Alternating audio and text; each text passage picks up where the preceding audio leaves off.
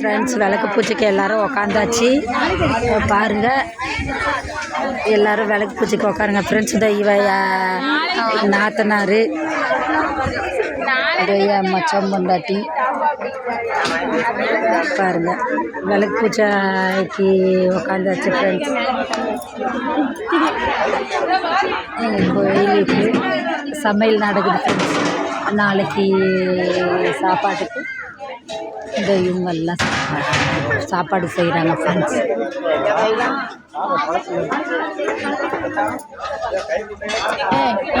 பாருங்கள் ஃப்ரெண்ட்ஸ்,